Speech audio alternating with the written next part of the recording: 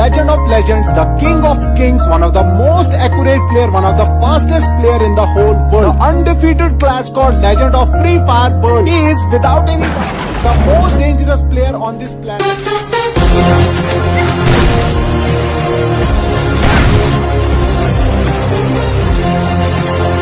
ऐसे game play के साथ मोस्ट डेंजरस प्लेयर का तो पता नहीं, बट मोस्ट डेंजरस नोबड़ा जरूर लग रहा हूँ। तुम्हारे इस वीडियो पे क्लिक करने का रीजन है कि तुमसे हेडशॉट नहीं लग रहे हैं। अब ऐसा इसलिए हो रहा है क्योंकि जो हेडशॉट मारने के लिए सबसे इम्पोर्टेंट चीज है तुम उस पर ध्यान ही नहीं दे रहे। एंड वो जो इम्पोर्टेंट चीज है वो है एम लॉक। भाई क्या सेंट मार रहा है, एम लॉक कर देते हैं। माँ का कंप्यूटर तोड़ो साले, भाग चपल चोर। तुम्हारे एम का लॉक होना बहुत जरूरी है अगर तुम्हें तगड़े तरीके से मारना है, चाहे वो हेडशॉट हो या फिर तुम्हारे साथ क्या होता है, तुम हेडशॉट मारने के जब ड्रैग करते हो तो तुम्हारा एम लॉक तो होता है बट हेड पर नहीं, चेस्ट पे।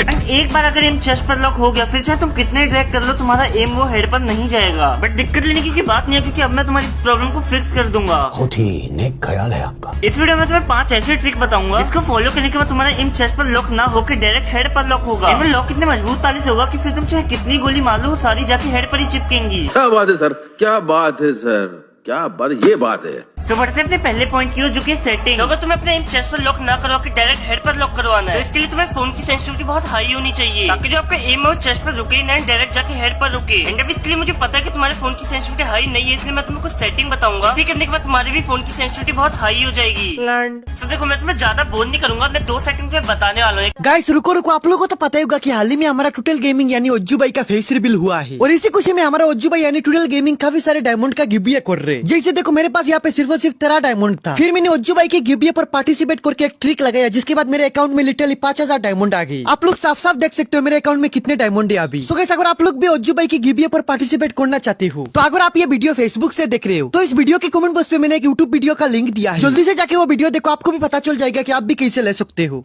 फोर्स 4S MSAA और एक DPI। तो तुम्हें इन सेटिंग्स को कैसे रखना है, कितना रखना है, वो सारी तुम्हें चीजें स्क्रीन पे दिख जाएंगी। बाकी मैं तुम्हें ये बता देता हूँ कि सेटिंग से होता क्या है। सिंपल शब्दों में समझाऊं तो फोर्स 4S MSAA वाली सेटिंग तुम्हारी क्या करती है कि आपकी गेम के परफॉर्मेंस को 4 गुना बढ़ा देती है। एंड इसकी जैसे आपकी लो एंड डिवाइस की गेमिंग परफॉर्मेंस काफी ज्यादा इनहेंस हो जाती है। DPI तो आपको पता ही होगा इसका काम कुछ और होता है बट आज के टाइम पे गेमर्स इसे सेंसिटिविटी बढ़ाने के लिए यूज करते हैं। आपको DPI को यूज तो करना है बट लिमिट में करना है, 100 या फिर 150 से ज्यादा मत बढ़ाना। तो बात है अपने सेकंड पॉइंट पे जो कि एम बिलो द फीट। तो मोस्ट ऑफ द केसेस में एम लॉक तुम्हारा हेड पर इसलिए नहीं होता क्योंकि तुम एम पोजीशन में गलती करते हो। एम पोजीशन क्या है, कहाँ रखना होता है, इसके बारे में मैंने डिटेल में इस वाली वीडियो में बता रखा है, इस वीडियो के बाद जाके देख लेना हो। तो देखो तुम सबको ये पता है कि तुम्हारा एम चेस्ट पर लॉक हो जाता है। हम लड़के हैं ना, हमारे साथ ऐसा ही होता बट अब मैं तुम्हें बताने वाला हूँ कि तुम्हें उस लॉक को तोड़ना कैसे है एंड लॉक को तोड़ के अपना एम हेड तक कैसे लेके जाना है। तो तुमने एक चीज जरूर नोटिस किया होगा कि जब तुम लॉन्ग रेंज में होते हो तो तुम्हारा एम चेस्ट पर लॉक नहीं होता है। एंड वही तुम मीडियम फिर क्लोज रेंज में होते हो तब तुम्हारा एम चेस्ट पर बहुत ज्यादा लॉक होता है। ये सब गिरने के एम प्रिसिजन के डेफाइट वाले सिस्टम से होता है। एंड यही डेफाइट सिस्टम लॉन्ग रेंज में इतना वर्क नहीं करता जिसकी वजह से आपका एम चेस्ट पर लॉक नहीं होता। लॉन्ग रेंज में तो एम लॉक नहीं होगा but mid range and short range का क्या करें।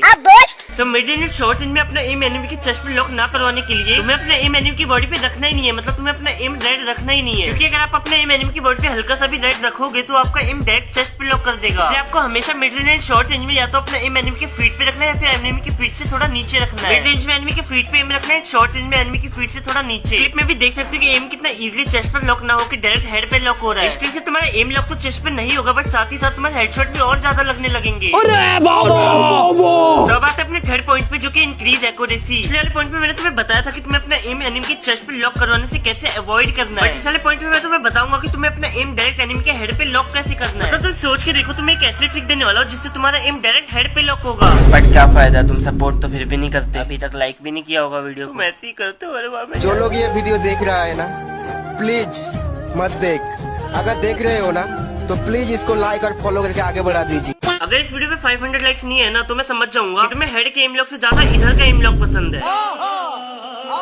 तो एक्यूरेसी को इंक्रीज करने से पहले तुम्हारा ये समझना जरूरी है कि एक्यूरेसी होता क्या है। सिंपल शब्दों में समझाऊं तो एक्यूरेसी वो होता है कि तुम्हारे कितने हेडशॉट्स लगेंगे। जैसे अगर एक्यूरेसी ज्यादा हुई तो मतलब तुम्हारे ज्यादा हेडशॉट्स लगेंगे एंड एक्यूरेसी कम हुई तो तुम्हारे कम हेडशॉट्स लगेंगे। अब एक तरीका तुम्हारे एक्यूरेसी को बढ़ाने का वो तुम्हारी स्किल्स के थ्रू, जो कि अनफॉर्चुनेटली तुम्हारे पास नहीं है। फिलहाल अब हम दूसरे पॉइंट पे आते हैं जिसके थ्रू तुम अपनी एक्यूरेसी को बढ़ा सकते हो, जो कि कुछ ट्रिक को फॉलो करके। तो इन्हीं ट्रिक्स में से फर्स्ट ट्रिक की बात करते हैं जो कि कैरेक्टर कॉम्बिनेशन। तुम्हें अपने कैरेक्टर कॉम्बिनेशन में कुछ ऐसे कैरेक्टर्स की स्किल डालनी है जो एक्यूरेसी को बढ़ाते हो। जैसे डीबी, इसकी स्किल ये है कि जब तुम फायरिंग कर रहे होते हो मूव करते करते तो तुम्हारी मूवमेंट स्पीड को 30% इंक्रीज करता है एंड एक्यूरेसी को 60% इंक्रीज करता है। एंड ऐसी जो दूसरी कैरेक्टर है वो है लॉरा। नाम पे मत जाओ क्योंकि नाम के हिसाब से इसकी हाइट बहुत छोटी है।